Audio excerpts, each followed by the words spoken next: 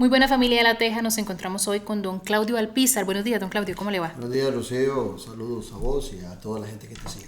Don Claudio es candidato presidencial del Partido Esperanza Nacional y vamos a conversar con él sobre sus propuestas y también temas de interés nacional para que usted vea las ideas de don Claudio y esto le ayude a tomar la decisión de por quién votar en las próximas elecciones, como lo hemos venido haciendo con los distintos candidatos. Empecemos hablando un poquito de usted, don Claudio. Tengo entendido que tiene 62 años, es casado y tiene hijos, ¿verdad? Cuénteme un poquito sobre su familia. Tengo exactamente 62, cumplo 63 este año ya. Y tengo dos hijas hermosísimas, una de 30 años y la otra de 35. Casado, cumplo en diciembre 38 años de casado, después de haber jalado, como decíamos antes, 6 años. Entonces, 44 años con la misma mujer, una mujer extraordinaria. ¿Cómo se llama ella? Rosibel Chacón. Háblenos un poquito de su trayectoria profesional. Es usted politólogo y también comunicador, ¿verdad? No, yo me hice comunicador por gusto. Yo estudié en la Universidad de Costa Rica Ciencias Políticas, ahí me gradué en la licenciatura. Pasé a la Universidad Nacional a sacar una maestría en Desarrollo de América Latina y posteriormente hice estudios de doctorado en la Universidad de Costa Rica en el doctorado de Gobierno y Políticas Públicas. ¿Cómo fue su acercamiento?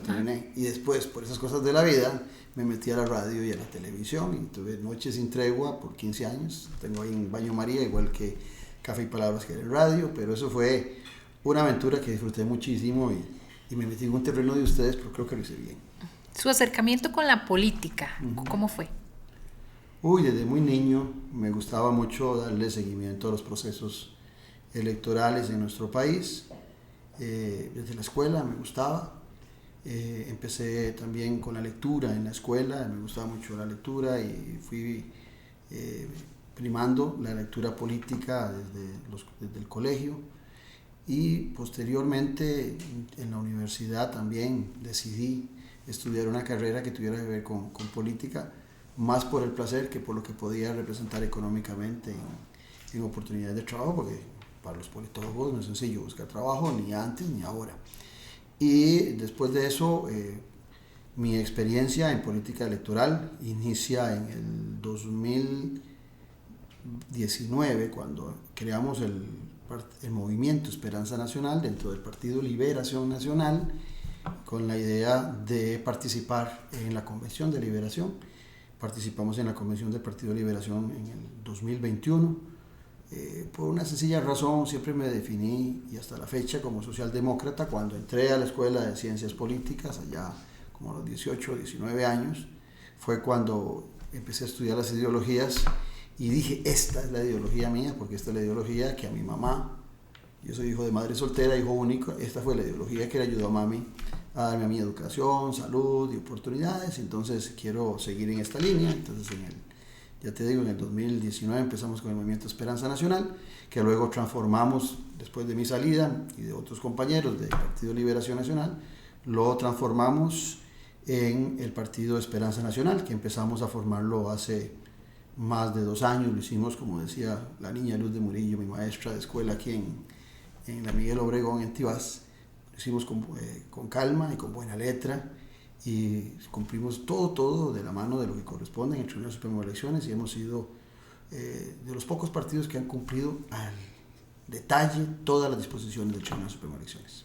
¿Qué lo alejó de Liberación Nacional? Porque usted fue precandidato por ese partido.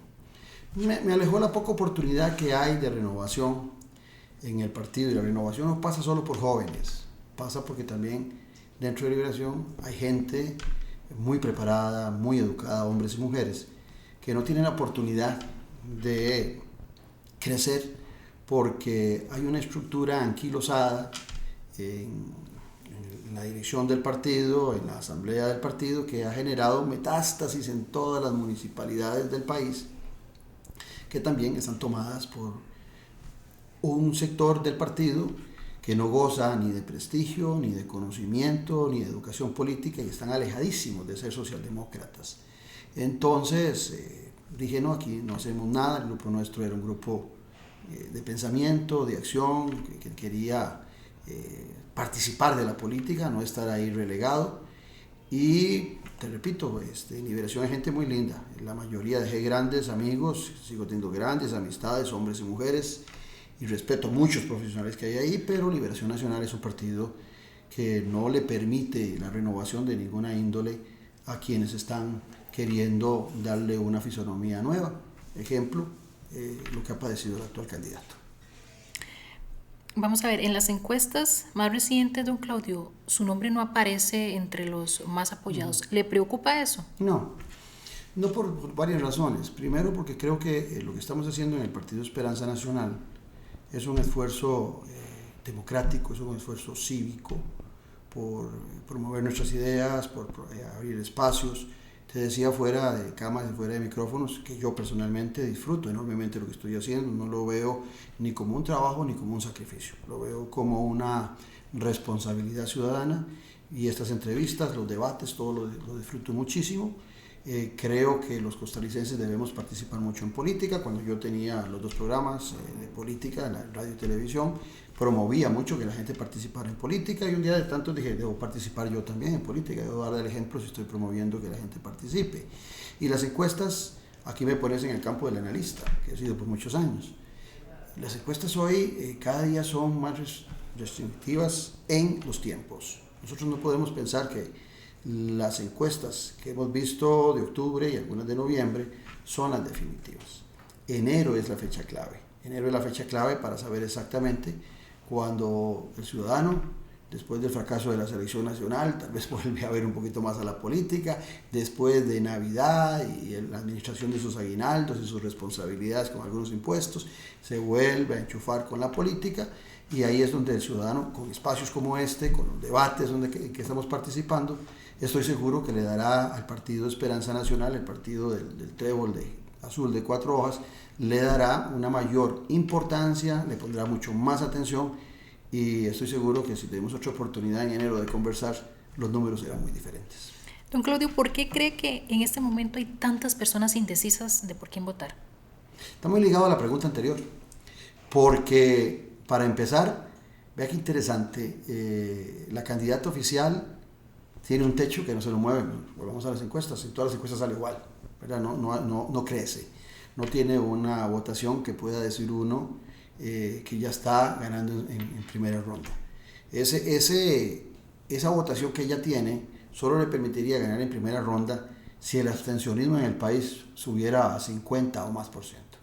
Si el abstencionismo se mantiene en un 40 o disminuye, eso no le va a permitir a ella, con esa base electoral, ganar las elecciones.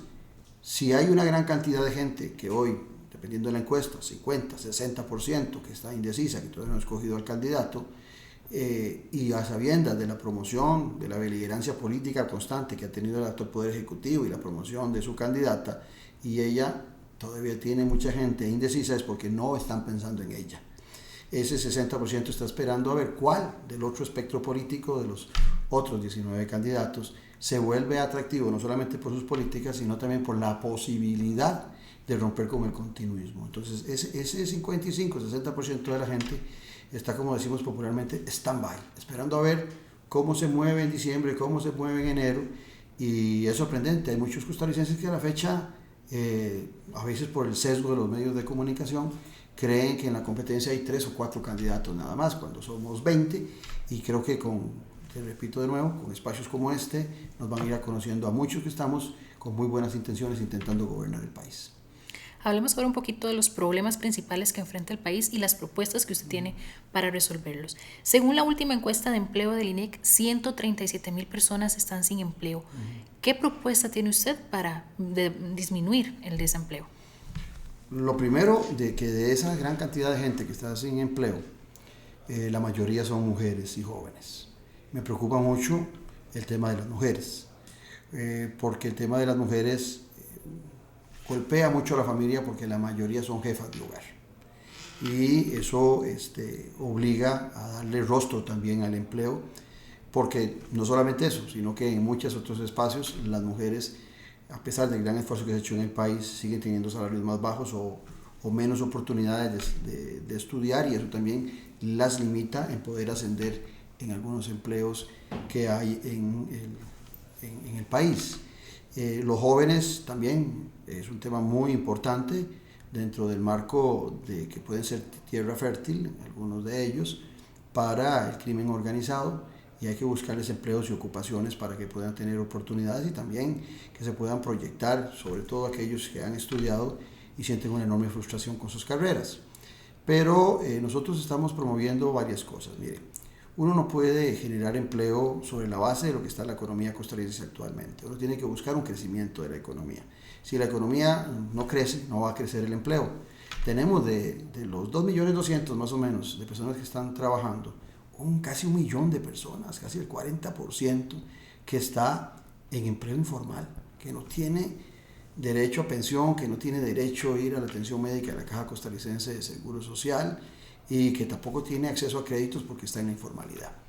El actual gobierno habla mucho de una disminución del desempleo, pero no es por políticas públicas de crecimiento económico, de atracción de inversión privada extranjera o del misma motivación para la inversión privada nacional que abra nuevas oportunidades y genere empleo, sino que está haciendo ese desempleo a base de que si yo tengo necesidades enormes, si yo tengo unas grandes preocupaciones, pues yo me invento el negocio para salir adelante. No es por una promoción del Poder Ejecutivo, no es porque la economía interna del país tenga un gran crecimiento. Entonces nosotros hemos creído que hay 3 espacios donde nosotros podríamos promover mucho el desarrollo de mayor empleo. Uno es el turismo. El turismo se ha caído enormemente. Después de tener en el 2019 llegar a 3.100.000 turistas, venimos en un descenso sustancial y mucho del turismo tiene que ver con ese desempleo porque es en zonas, la mayoría de esos empleos en zonas rurales y costeras. Entonces el turismo podría ayudar mucho. Tenemos un enorme espacio para crecer. El otro es el tema del desarrollo de la infraestructura.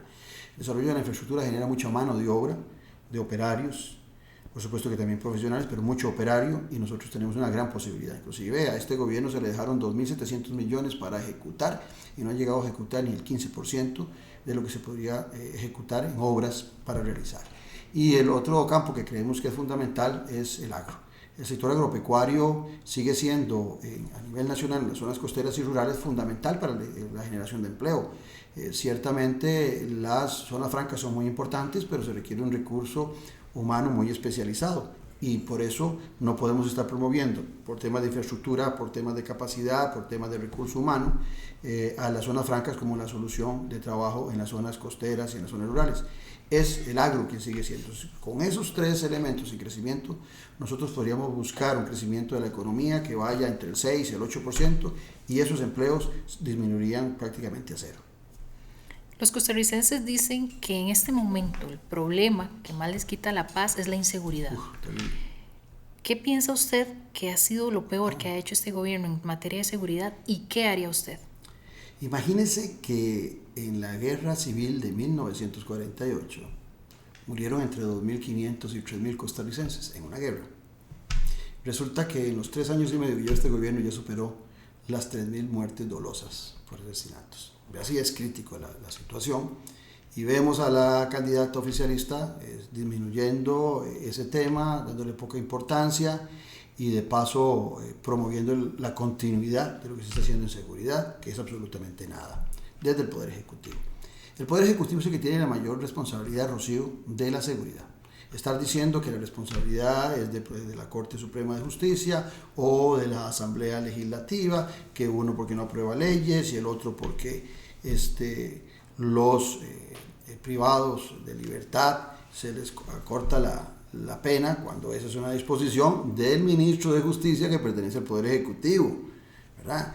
Ahora sí hay que solucionar algunas cosas y vamos a ver, nuestra propuesta de seguridad es muy atractiva, inclusive ya hay algunos otros que han estado adversarios de partidos en buena hora, copiando algunas de las ideas que hemos planteado. La primera idea que nosotros planteamos es un Consejo de Seguridad Permanente. Eso está en la Ley Nacional de Policía, pero nosotros queremos hacer también paralelamente una ley para el Consejo de Seguridad. El Consejo de Seguridad lo preside el Presidente de la República. Según la Constitución, prácticamente el Presidente de la República es el comandante en jefe de las fuerzas policiales de Costa Rica y requerimos mucha coordinación. Hay policía de frontera, hay policía antidrogas, hay unidades como la que está en Casa Presidencial, está la DIS, está el OIJ, hay hay un montón de gente que está involucrada en seguridad que no está coordinando.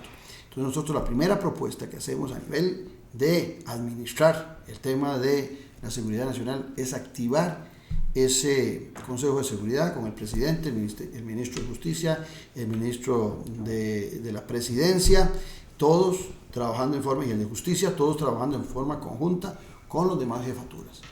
Y en forma permanente. ¿Qué quiero decir en forma permanente? Reunidos todos los días, o de día por medio. Y eso va a ser hasta que disminuyamos sustancialmente la inseguridad. Pero también tenemos 4 patas de la mesa que son fundamentales. Uno es cuidar nuestras fronteras. Nuestras fronteras es el primer escudo que cualquier nación tiene para la seguridad. Si nosotros no cuidamos nuestras fronteras y siguen siendo tan porosas, si cualquiera puede entrar, está bien que vengan migrantes, está bien que vengan extranjeros a visitarnos, pero tenemos el derecho de tener controles de migración para saber quién viene a vivir a nuestro país, qué hoja de vida tienen, a qué vienen a hacer a nuestro país, que no tienen empleo en su país y que andan buscando oportunidades, bueno, perfectamente, a lo mejor esa mano de obra la ocupamos en construcción, en el agro, bienvenidos, pero hay muchos que vienen a delinquir. Entonces el primer nivel es ese, controlar las fronteras. Ahí nosotros tenemos 700 policías de fronteras y tenemos, usted suma la frontera de Panamá y la frontera de Costa Rica y anda alrededor, de Costa Rica con Nicaragua y Costa Rica con Panamá y anda alrededor de 650 kilómetros. O sea, tenemos prácticamente un policía por fronteras y trabajar a las 24 horas, lo cual no pasa. Entonces nosotros tenemos que buscar tecnología. Hoy la inteligencia artificial nos permite, por los algoritmos, identificar muchas actitudes delictivas y podríamos ponerlos en muchas de las zonas donde entran los migrantes legales o ilegalmente, y también, por supuesto, eso nos permitiría controlar también de alguna forma y hacerlo con prontitud las costas del Atlántico y el Pacífico. En el Pacífico tenemos que recuperar el control de la bahía Drake. Es imposible pensar que no tengamos ahí control. Antes teníamos un muy buen radar en la isla de Coco. Ese es el más grande que tenemos y realmente está descuidado. Tenemos que buscar dentro de ese espacio también acercarnos a países que están interesados, que tienen frontera con nosotros, como es la marítima, Ecuador y Colombia, o la terrestre con Panamá y Nicaragua. Y aparte de eso, los intereses que tienen la Comunidad Europea, donde es hoy uno de los mayores sitios de exportación de droga, igual que los Estados Unidos de América, y con estas naciones se puede coordinar y buscar recursos. Otro elemento fundamental, hay que buscar cómo tener un plan contra la violencia y contra la delincuencia, y eso empieza desde las escuelas. Mira, hay un tema muy delicado, que muchos costarricenses no lo saben. Hay muchos, yo oigo a algunos candidatos, oía a Laura Fernández, oía a Fernando Zamora y oía a Fabricio Alvarado hablando del estado de excepción, lo cual no comparto porque le quita las garantías individuales constitucionales a las personas, tal y como pasó en la época del COVID y que a muchos no les gustó. Pero vea qué interesante, el estado de excepción existe en Costa Rica, pero lo está implementando la mafia organizada de nuestro país, el delito organizado. Hay lugares como Alajuelita donde ya hay toque de queda de las mafias, donde le prohíben circular a los ciudadanos a ciertas horas, donde les cobran peaje. Eso hay que atacarlo también con un segundo programa que tenemos nosotros, que es que la policía vuelva a las comunidades. Pero a la policía hay que protegerla también con todo el equipo que requieren, desde automóviles, desde chalecos, desde el equipo de comunicación, desde las armas, porque hay que entrar a todas esas comunidades. Y es fácil saber cuáles son las comunidades más delictivas, porque eso tiene control el OIJ, debería tener control el Ministerio de Seguridad, y por supuesto que también hay una organización que es el Instituto Costarricense de Drogas, que tiene muy bien mapeado cuáles son las zonas más bravas en la distribución y en la venta de drogas. Y otro elemento, para concluir esta parte, el cuarto elemento que nos preocupa mucho es la impunidad. Entonces hay que ver cómo coordinamos, no peleamos, no gritamos, no decimos lenguajes suaves, no, cómo coordinamos y conversamos con la Asamblea Legislativa y con la Corte Suprema de Justicia para poder buscar que en Costa Rica no haya impunidad y la justicia sea pronta y cumplida. Don Claudio, otro de los temas críticos es la educación. El último informe del estado de la educación revelaba que hay muchachos de colegio, de cuarto año de colegio, por ejemplo, que tienen una capacidad para resolver problemas matemáticos y comprensión lectora de niños de escuela. ¿Qué hacer en el tema de la educación? Mire, nosotros dimos un giro a los 200 días de educación que no ha servido para nada. Nosotros tenemos que preparar a nuestros maestros y profesores. Y tampoco tienen ellos espacio Con los 200 días se les hace imposible la preparación y la capacitación. Nosotros estamos proponiendo regresar a los 170 días de educación. Eso se da en Europa, en los Estados Unidos, en Canadá. O sea, es 170 días, pero días bien aprovechados para que los estudiantes costarricenses tengan acceso a la mejor educación. Para tener acceso a la mejor educación, nosotros requerimos preparar a los maestros y profesores. Si reducimos a 170 días, estamos quitando 30 días. Bueno, todo el mes de febrero lo podríamos estar utilizando nosotros para capacitar a los maestros y profesores en muchas áreas que hacen falta. Por otro lado, también hay que tener en cuenta, Rocío, que nosotros desde el Estado hemos estado promoviendo la desigualdad por medio de la educación. En muchos lugares de nuestro país existe buena infraestructura, buenos maestros en todas las áreas, pero en las zonas costeras y rurales es deprimente el nivel de la educación que están recibiendo muchos de nuestros estudiantes, niños y niñas, adolescentes en nuestro país, y eso marca también una desigualdad que termina beneficiando siempre a la meseta central, a la gran área metropolitana, y castigando mucho a las zonas rurales. Bueno, uno de los problemas es la infraestructura. Hay alrededor de 849 escuelas y colegios en muy malas condiciones. De esas hay 79 que ya tienen una advertencia y 46 que están en un estado ya de emergencia nacional. Nosotros estamos proponiendo ingresar el primer día y durante los primeros 100 días atender las situaciones más dramáticas, esas 46, 49 que están en estado ya de emergencia, y tenerlas en esos 100 días totalmente funcionando con toda la infraestructura necesaria. Las restantes, atenderlas, las otras 79, en los primeros 6 meses, y todas las 850 haberlas solucionado en un año, año y medio, para que todos los costarricenses puedan tener el mismo nivel de educación. Pero hay otro problema también, Rocío, que me preocupa enormemente. En el último estudio que saca la Colipro, de cada 4 maestros, 3 quieren renunciar por temas de seguridad, por temas de amenazas, por temas de demanda de los padres. O sea, el educador costarricense está siendo arrinconado, tiene salarios congelados desde el gobierno de Carlos Alvarado, vienen con salarios congelados y en este se ha continuado. Hay que recuperar eso. Nosotros estamos proponiendo también que los maestros y profesores se sienten y definan un nuevo estatuto, un nuevo código del Magisterio Nacional, para devolverles a ellos también la dignidad. Estamos también promoviendo un programa que se llama Red Aprenda, donde vamos a acercar a todos los estudiantes a el tema tecnológico. La brecha digital no solamente se da entre edades, entre los que estamos viejos y los que están jóvenes, no. Hay una brecha digital que es más preocupante, que es entre los niños y los jóvenes, aquellos que tienen acceso a la tecnología y los que no lo tienen. Que no hay dinero, mentira. Hay un canon que pagan todas esas empresas dedicadas a la telecomunicación, que ya supera los $200 millones y han sido tan inútiles en el actual Ministerio de Ciencia y Tecnología y en otros, que no se ha implementado esos recursos, sobre todo invirtiéndolos en las áreas rurales. Hay mucho que hacer en educación, nuestro programa es amplio, podrían también muchos acceder a él en www.esperanzanacional.cr, donde hay muchas de nuestras propuestas establecidas ahí. El tema de la infraestructura, don Claudio, hay calles en pésimo estado, ahora que estuvo lloviendo mucho, se inundan las calles, se dañan puentes, y la capacidad de resolución de esos problemas es muy deficiente.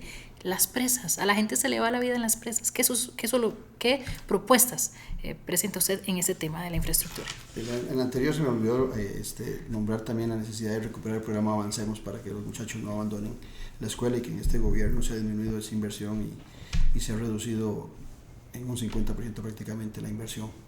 Vea, en el tema de la infraestructura, también afecta a la educación.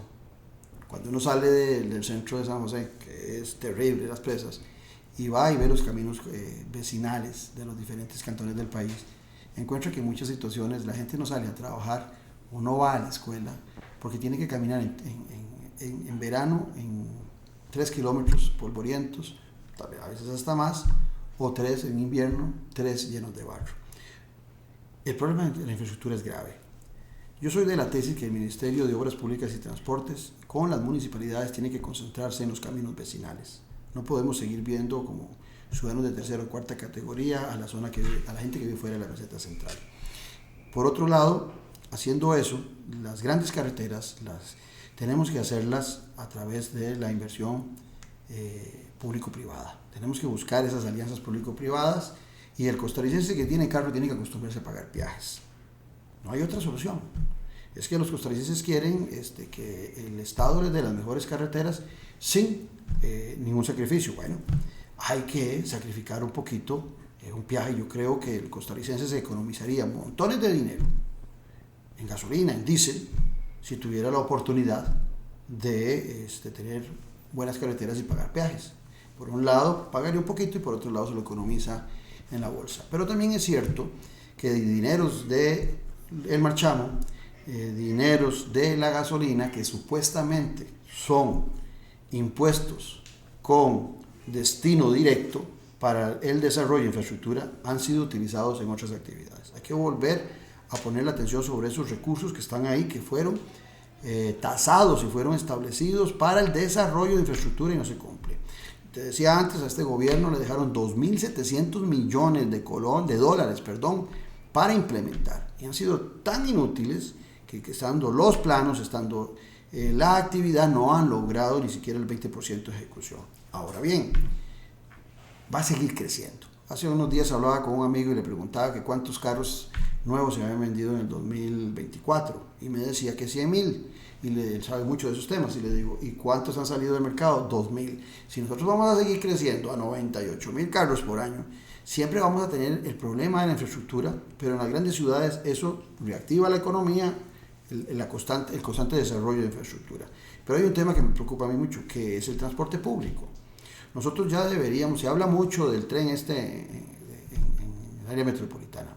Yo no digo que no sea importante, creo que es una idea que hay que estudiarla y plantearla, pero me preocupa más, y creo que es más viable, recuperar el tren eléctrico al Pacífico y el tren eléctrico al Atlántico, para que los ciudadanos de Punta Arenas y de Limón tengan un ingreso más fácil por medio del tren y más seguro, sobre todo la gente que transita por la 32. También creo oportuno el desarrollo del Canal Seco, que ha sido muy prostituido en otras campañas electorales, de muchos que hablan eso sin un conocimiento de lo que representa el Canal Seco para unir el Atlántico con el Pacífico, desde Moín hasta Junquillal, hasta La Cruz. Eso sería fabuloso. Desarrollaríamos no solamente en 10 cantones la posibilidad de tener carretera y tener tren en una zona que es muy plana, sino que además le podríamos permitir al exportador activar un puerto, que solo tenemos el puerto de Golfito subutilizado. Los puntarenses han estado muy concentrados en el turismo más que en el desarrollo portuario. Caldera en pésima administración, que se vence ahora en el 26, y Dios quiera que no siga el mismo administrador, que han hecho una pésima gestión, tienen la maquinaria muy mala, tienen muy descuidado el puerto de Caldera, tienen a la gente estacionada pagando grandes montos por la espera para el desembarque, y eso se lo pasan luego en la factura al consumidor costarricense, ¿verdad? Ellos no pierden. Entonces hay que desarrollar la infraestructura, no podemos seguir con carreteras que duran, la carretera esta de Circunvalación, desde el año 69 se hablaba de esa carretera, Rocío. La carretera de San Carlos supera los 50 años. Ahí tengo yo una lista de cuántos años invertimos en el desarrollo de infraestructura. Hay que ser más ágiles. Yo he sido de la tesis de que nosotros tenemos que hacer dos ministerios. Un ministerio de obras públicas, vea el nombre, obras públicas, no solamente son carreteras, obras públicas son escuelas, obras públicas son edificios para la administración pública. Y otro ministerio que sea un ministerio de transporte, donde tengamos que ver temas de puertos, donde tengamos que ver temas de trenes, donde tengamos que ver temas de transporte público, temas de circulación de los automóviles costarricenses, porque como está la situación hoy, el Ministerio de Obras Públicas y Transporte no está dando la talla. La lista de espera de la caja, don Claudio, hay personas que mueren esperando una cita. Hemos visto especialidades como ortopedia en las que las personas tienen que esperar al 2034 por una cita. Estoy seguro que si te pregunto que si estás de acuerdo con la eutanasia me vas a decir que no. Eso es una eutanasia pasiva. Gente esperando una cita médica que muere o que se le agrava su enfermedad, su cáncer, ¿verdad? O le da el infarto porque no le hicieron a tiempo los exámenes correspondientes. Entonces estamos en una eutanasia pasiva. Decir no a la eutanasia legal, con la cual yo no estoy de acuerdo, pero somos bastante impávidos ante el tema de esta extranjería pasiva. Mire, la Caja Costarricense de Seguro Social es una institución autónoma política y administrativamente. Nace en 1940 y ya en el 49 nuestros constituyentes le dieron autonomía política y administrativa. Lo que tiene que hacer un presidente de la República primero es sentarse, mandar a su ministro de Hacienda para que se siente con los personeros de la Caja para que definan el monto de la deuda. Si son 3 billones o si son 5 billones, ponerse de acuerdo. A veces es mejor un buen arreglo que un mal pleito. Entonces ponerse de acuerdo y no seguir pensando que hay 5 billones que nunca van a llegar. Es mejor que llegue menos, hay una posibilidad de pago. Nosotros hemos hablado de que el Ministerio de Hacienda haga unos certificados fiscales y que con eso le pague a la Caja Costarricense de Seguro Social y que a partir de ahí el Poder Ejecutivo siga estando al día en todas sus responsabilidades. Ahora, las listas de espera son por enfermedad, por operaciones que nos están haciendo. Las listas de espera incluyen también exámenes médicos y las citas también con especialistas. Son 3 rangos que han llevado en este gobierno, que ya veníamos mal, 700,000 citas de espera, y en este gobierno estamos en 1.200.000 la lista de espera. O sea, no se ha hecho absolutamente nada porque ha habido un manoseo de esa autonomía de la Caja Costarricense de Seguro Social. Y no tengo que explicarle mucho a usted sabe muy bien la cantidad de miembros en la Junta Directiva, cómo se ha manoseado, cómo se ha inventado causas para los miembros de la Junta Directiva. Si mal no recuerdo, llevamos 3 o 4 presidentes ejecutivos en la Caja. Eso no ha permitido que la Caja se concentre en política pública. El presidente, por otro lado, tiene que nombrar 3 verdaderos conocedores del tema, que es lo que le corresponde, principalmente el presidente ejecutivo. Y las demás instituciones tienen una alta responsabilidad. El solidarismo, el sindicalismo y el cooperativismo tienen que demandar gente no interesada en los negocios que puedan surgir para el cooperativismo, para el solidarismo o beneficios para el sindicato, olvidando la función principal de la Caja Costarricense de Seguro Social. Y en la UCAEB, los 3 representantes patronales también tienen que llegar con una vocación de rescatar a la Caja Costarricense de Seguro Social de ese manoseo, porque la Caja Costarricense de Seguro Social es la que nos ha permitido a nosotros tener la clase media que tenemos. Y si la seguimos maltratando, va paralelo la disminución de la clase media con el maltrato y la poca atención a la Caja. Pero aparte de eso, Rocío, también vamos a ser muy vigilantes por medio del Ministerio de Salud, que es el rector del sector, respetando la autonomía de la Caja, pero que el Ministerio de Salud sea un controlador de que la Caja Costarricense de Seguro Social cumpla también con todas las prerrogativas que tiene en el área que le corresponde. Porque, no nos engañemos, también ha habido gente desde el interno de la Caja que ha hecho con ese enorme presupuesto de la institución algunos festines y también algunos negocios ilícitos. Y termino con esto, la infraestructura. Fíjese usted que nosotros, la infraestructura de la Caja, pues usted no lo sabe, no depende del Poder Ejecutivo. Los hospitales, el que sea, el de Heredia, el de Punta Arenas, el de Cartago Nuevo, se construyen con recursos de la Caja Costarricense de Seguro Social que todos nosotros, los abonados de la Caja, pagamos. Entonces dejemos a la Caja que construya, tiene su departamento de ingeniería que conoce lo que no conoce el MOP, porque no es lo mismo hacer un edificio de 4 paredes, hacer este edificio tan bonito, que hacer un hospital. Para los hospitales se requieren realmente ingenieros que sepan de temas de arquitectura e ingeniería hospitalaria. Y ahí están en la Caja. Dejemos tranquilos, ¿no? Entonces un Poder Ejecutivo, ¿qué debe hacer también? Evitar obstruir, como el Ejecutivo actual, la construcción del hospital de Cartago, que nada más por un capricho se ha estado obstruyendo. Bueno, dejemos a la Caja que corresponda, porque la lista de espera también, aparte de los especialistas, depende mucho de la infraestructura que tengamos. Si no tenemos quirófanos, si no tenemos espacios hospitalarios, si no tenemos las camas necesarias, las listas de espera van a seguir aumentando. Y se me olvidaba algo importantísimo, Rocío. En Costa Rica no hay falencia, no hay carencia de especialistas. No hay. La carencia de especialistas la tiene la Caja Costarricense de Seguro Social. Mañana, si usted sale a la medicina privada, usted puede conseguir el especialista. Usted tiene un problema en el brazo. Vea qué interesante. Y hay especialista del hombro, especialista del codo y especialista de la muñeca. ¿verdad? Entonces usted puede conseguirlos, claro, si tiene los recursos. Y entonces esos especialistas, usted escogerá el que le conviene por el precio o porque es el mejor. En la Caja Costarricense de Seguro Social, muchos de los especialistas que teníamos se han ido al mercado porque el mismo ciudadano ha caído en la trampa de estar pidiendo que se disminuyan los salarios de los especialistas. Un especialista no se hace en un día. El especialista saca su carrera en 5 años y a veces saca su carrera en medicina hace 5 años y su especialidad hay que sumarle otros 6 años por lo menos. 11 años estudiando para ser médico, cuando hoy todos los jóvenes quieren graduarse en 2 años. Vea qué difícil.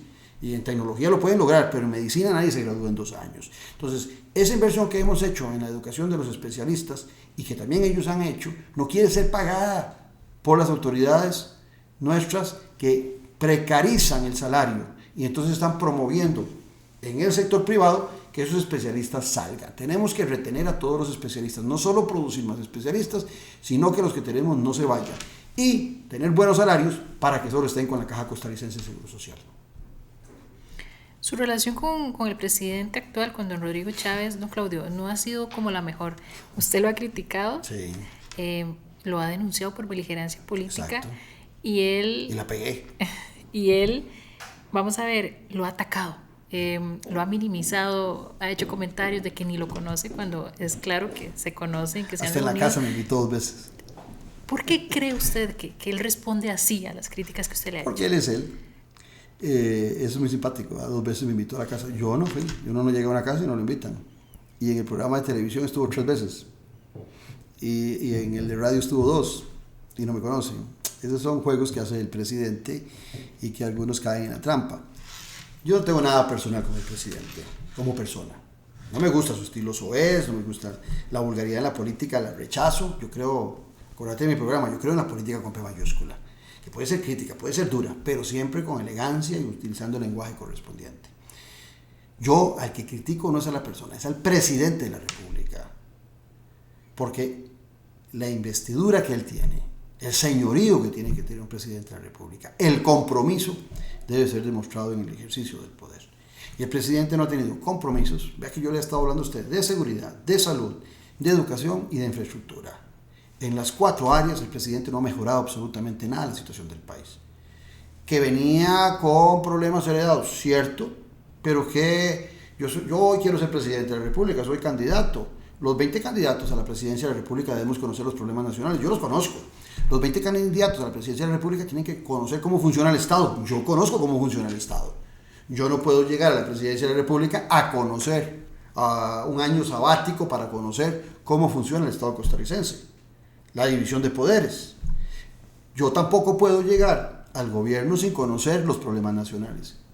Y después tener un discurso únicamente de buscar responsables y escudarme en los problemas heredados para tener una impunidad individual en mi responsabilidad política. Y eso pasa con Rodrigo Chávez, ¿verdad?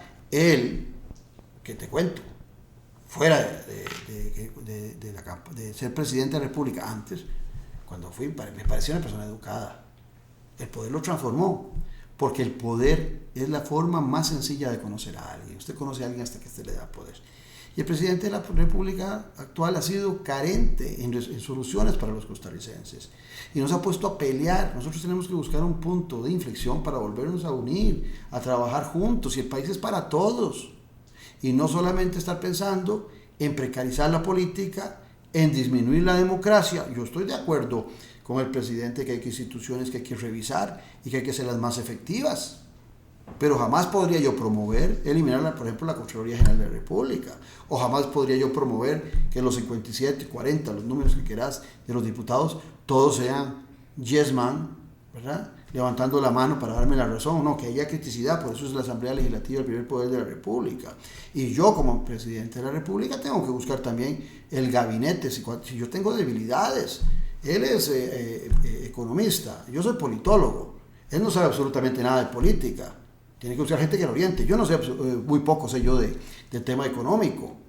Entonces tengo que buscar economistas que me acompañen para desarrollar un proyecto. Si yo creo que todo lo sé, lo que demuestro es una enorme ignorancia. Y el presidente de la República le ha hecho un gran daño a este país en estos 3 años y medio que lleva como presidente. Mi crítica ha sido a eso porque También he sido duro con presidentes anteriores. Lo fui con los presidentes del Partido de Acción Ciudadana, con Luis Guillermo y con Carlos Alvarado. Lo fui con Laura Chinchilla y hasta con el presidente Oscar Arias y también en algún momento con la gestión de Abel Pacheco. Bueno, y nunca recibí esos improperios porque era gente educada y que tiene claro que la política y sobre todo en democracia es diversidad de criterios. Actualmente en la Asamblea Legislativa se tramita una petición del Tribunal Supremo de Elecciones para quitarle la inmunidad al presidente Chávez. Ya en septiembre se había votado otra solicitud, era diferente, esa era por un delito penal y fue a solicitud de la Fiscalía, en este caso es un delito electoral. Pero ¿cree usted que en esta ocasión se quite el fuero al mandatario o pasaría lo mismo la vez pasada, que no se alcanzan los 38 votos? Es posible que no se alcancen. ¿Por qué? Porque hay mucho cálculo político. Yo creo que el tribunal hace lo que le corresponde. No es que van a acusar al presidente, ni siquiera en la otra, el levantamiento de impunidad es que el presidente va a la cárcel, no, es solamente porque tanto para el Poder Judicial como para el Tribunal Supremo de Elecciones, la inmunidad evita la investigación o el avance de la investigación. Creo que en estos momentos hay algunos partidos políticos que siguen pensando que pueden morderle un poquito el queso, como popularmente decimos, al chavismo, y eso los puede beneficiar.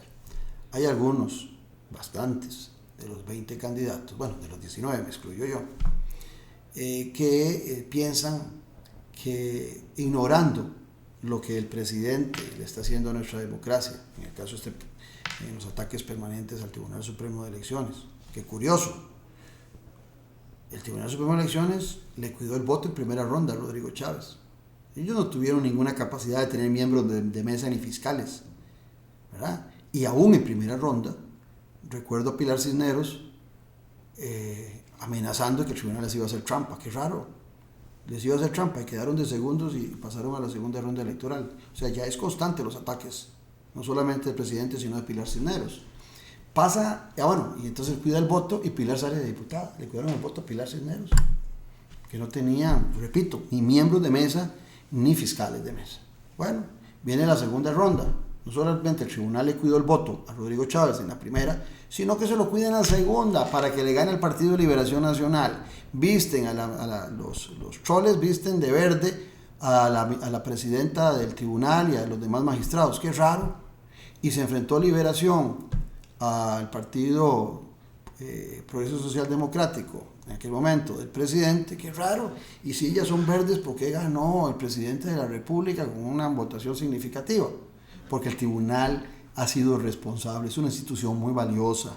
Para los que nos están viendo, el Tribunal Supremo de Elecciones en Costa Rica es reconocido a nivel mundial. Puede cometer sus errores, las personas pueden cometer sus errores porque son humanos como vos o como yo, pero hay que respetar al Tribunal Supremo de Elecciones y el presidente no lo ha hecho. Cuando yo le puse el recurso de beligerancia política, que por ahí le presenté 8, fue un amparo electoral, para que se quedara callado, para que no se meta en el proceso electoral. El amparo no tiene consecuencias legales, es nada más una advertencia que le hace. Entonces, pero ni siquiera con las advertencias el presidente atiende. Y lo que han hecho en el tribunal es seguir el camino que corresponde para atender los temas de beligerancia política. Y eso hay que respetarlo, pero yo dudo que los diputados actuales, porque algunos se acomodan mucho en las circunstancias y ya se les está acabando, a algunos de ellos se les está acabando, Rocío, sus 4 años. Y ven como posible que va a ganar Laura Fernández, creen ellos. Entonces están pensando en cómo guindarse del próximo gobierno, y una de las formas de guindarse es no correspondiéndole a la ciudadanía, levantando la inmunidad, sino al contrario, no permitir que el presidente vaya para que les deba ese favorcillo y tal vez los consideren en el gabinete de Laura Fernández. Don Claudio, me ha dicho usted hoy varios de los desaciertos que opina que ha tenido este gobierno, pero ¿hay algún proyecto del Poder Ejecutivo de Rodrigo Chávez que usted siente que es bueno y vale la pena continuar en la próxima administración? En las áreas que te dije, prácticamente no encuentro ninguno. En salud, en seguridad, en educación, porque todo lo ha abandonado, ¿verdad? Diría que un proyecto que hay que hacer es continuar con evitar, que al presidente actual le cogió muy tarde, construir más espacios carcelarios. porque tenemos un 20% de hacinamiento, sobre todo en las cárceles de hombres. En las cárceles de mujeres no hay hacinamiento. Pero no creo que esa sea la solución para seguir, la solución única, seguir haciendo megacárceles, que esto que propusieron ellos no es una megacárcel, es una ampliación de la reforma. Pero no creo en esa solución, porque creo que tenemos que trabajar de una forma integral. Sí se ocupa para evitar ese hacinamiento, pero no es tratando a nuestros jóvenes desinteresadamente en su formación, en las posibilidades de acceso a trabajo y oportunidades, de darles oportunidades a becas, como vamos a evitar, si no hacemos eso, que vamos a evitar que vayan a la cárcel. Si seguimos dejando que los jóvenes costarricenses, no todos, pero una buena cantidad, estén siendo tentados por actividades delictivas, pues definitivamente vamos a tener cárceles y cárceles. ¿Ese es el camino que queremos? Yo creo que no. Mucho menos hoy, cuando cada día tenemos menos niños y menos jóvenes y más ancianos. Y la población necesita recuperar gente joven, activa, que tenga esperanza de un mejor futuro. Me cuesta mucho, no encuentro elementos sustanciales. Dirán que soy mezquino, pero no encuentro elementos sustanciales, porque algunos dirán que la macroeconomía, que qué bien la macroeconomía. Esa macroeconomía lo que ha golpeado son todos los sistemas sociales, todos los programas sociales. Esa macroeconomía que hoy dicen que ha solucionado el déficit fiscal, que viene esa idea del gobierno del PAC de Carlos Alvarado, lo que ha hecho es debilitar y calentar todos los problemas sociales. Estamos en una olla de presión por la poca inversión que se hace social en el país. Entonces, la verdad, en honor a la verdad, no encuentro ningún elemento sustancial de una política pública importante, grande, sino muchas ocurrencias en el actual gobierno. ¿Piensa usted que un eventual gobierno del oficialismo en las próximas elecciones pondría en riesgo la democracia del país? Yo creo que como nunca las instituciones democráticas de nuestro país han sufrido una sacudida, demostrando una gran capacidad de reacción. Me preocupa más que las instituciones que han demostrado una gran capacidad, el ciudadano. Porque si nosotros no volvemos a atender a los ciudadanos como se atendió en el pasado, brindándole desde las políticas públicas oportunidades de liberarse de lo que hoy muchos estamos haciendo en la clase media, pagando educación, pagando salud, pagando seguridad en un condominio, el costarricense va a seguir sintiendo, y los que no lo pueden se quedan a expensas de mala salud, de mala educación y de la inseguridad en sus barrios.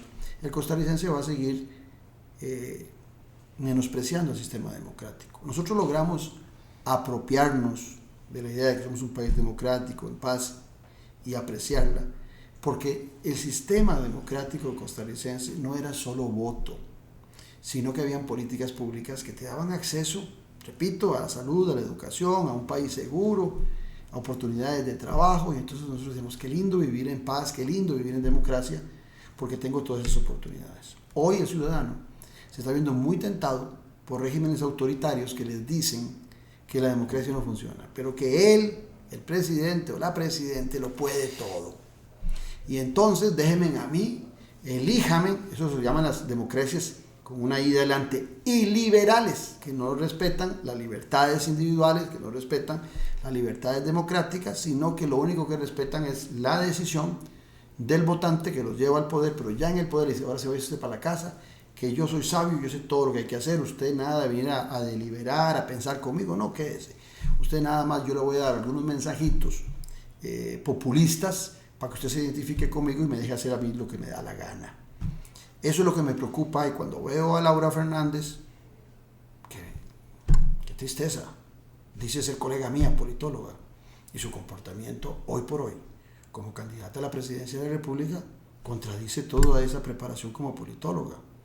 Creo que ella está tan ilusionada, tan tentada por el poder, que no está midiendo las consecuencias de su discurso, y que le está dando, ahí sí, hay continuismo, que ella promueve, que es el discurso que nos pone en disgusto a todos, que nos pone a chocar y no nos pone a trabajar juntos. Creo que el problema no es el sistema democrático nuestro, el problema es que ellos van a seguir incentivando en el ciudadano que nosotros no vivimos en democracia, que esto no es una democracia, Y cuando nos demos cuenta vamos a estar como Nicaragua, como El Salvador, y ya va a ser tarde. Porque es muy fácil, Rocío, destruir algo, pero construirlo nos cuesta mucho. La democracia costarricense no se construyó en 5 días.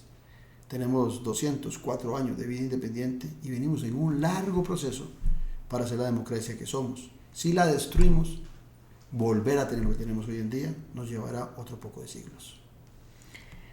Ya me habló un poquito de eso, pero quiero preguntárselo directamente. Ahora que está la certeza de que ya la Selección Nacional de Fútbol no va a ir al próximo Mundial, ¿cree que ya no habrá ese distractor y que tal vez ahora la población costarricense se centre en la labor tan importante que vamos a tener en febrero próximo de elegir un gobernante y tal vez baje entonces esa cantidad tan grande de personas que todavía no saben por quién votar?